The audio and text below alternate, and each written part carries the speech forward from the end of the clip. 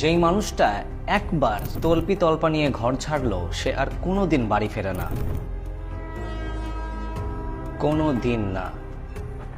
ছেড়ে বড় শহরে পাড়ি জমায় উচ্চশিক্ষিত হওয়ার জন্য, প্রতিষ্ঠিত হওয়ার জন্য, কিন্তু সে জানে না সে আর কোনো দিন ঘরে ফিরবে না। ঠিক যেই মুহূর্তে আপনি ঘর ছাড়বেন আপনি হয়ে যাবেন সেই ঘরের মেহমান, হারিয়ে যাবেন চক্রাকারে ঘুরতে থাকা এমন এক মহানগরে যেখানে কেউ কারো নয়, সবার কাছে সবাই এক ভিনদেশী।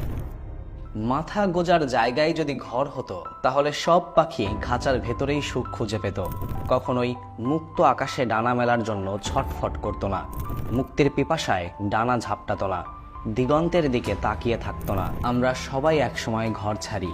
গ্রামীণ ফোনের একটা গান প্রত্যেক ঈদেই আমাদের মনকে নতুনভাবে সাড়া দেয়। বাসের জানালা দিয়ে তাকিয়ে আপন মনে বাজতে থাকে স্বপ্ন যাবে বাড়ি আমার।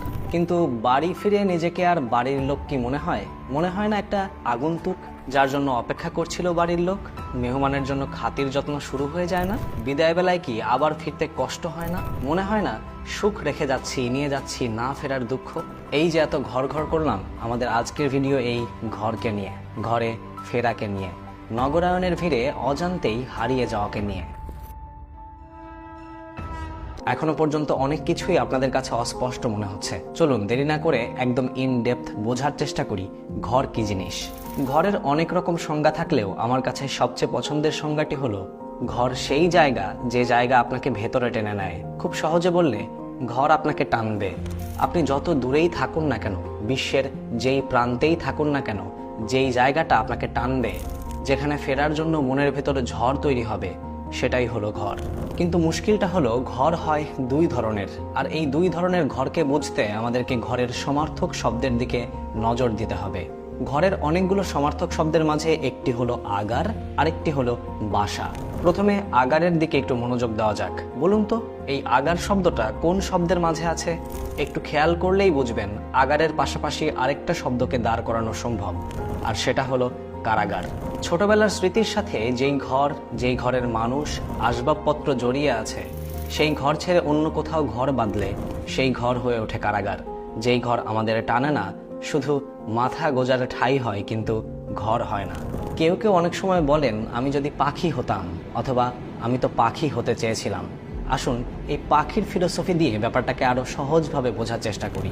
পাখি নিশ্চিতভাবেই খাঁচার ভেতরে ভালো খাবার পায়, কোনো পরিশ্রম না করেই ভালো রিজিকের ব্যবস্থা হয় তার। ঝড় বৃষ্টিতে ঘর ভেঙে পড়ার চিন্তা থাকে না। দিব্যি স্টিল অথবা লোহার শক্ত খাঁচায় নিরাপদে রাত দিন কাটিয়ে দেওয়া যায়, কিন্তু তারপরও পাখি চায় মুক্ত হতে। আমরাও যখন আমাদের ঘর ছেড়ে নতুন শহরে পাড়ি জমাই, সেখানে হয়তো আরো ভালো সুযোগ সুবিধা পাই, আরো ভালো উন্নত জীবন পাই, এবং এ কারণেই নতুন শহরে পাড়ি জমানো। কিন্তু এই সুযোগ সুবিধা, উন্নত জীবন আমাদের ঘরের স্বাদটা দিতে পারে না। ঘরকে তখন মনে হয় খাঁচা অথবা কারাগার। যেই ঘর আমাদের কাছে টানা তো দূরে থাক, বরং সেই ঘর থেকে মুক্তি মেলাই বড় চিন্তা হয়ে ওঠে। কিন্তু পালাবো কোথায়? ঘরহারা উদ্বাস্তু অথবা কারাগারের পলাতক আসামি এই শহরের সমস্ত মানুষ। আপনি খেয়াল করে দেখবেন এই শহরের প্রত্যেক মানুষের গল্প আলাদা, প্রত্যেক মানুষের চিন্তা আলাদা, কেউ কারোর না। ঘরের আরেকটা সমর্থক শব্দের নাম বাসা, যেখানে বসবাস করা হয়। আপনি কারাগার থেকে পালিয়ে বাসায় ফিরবেন?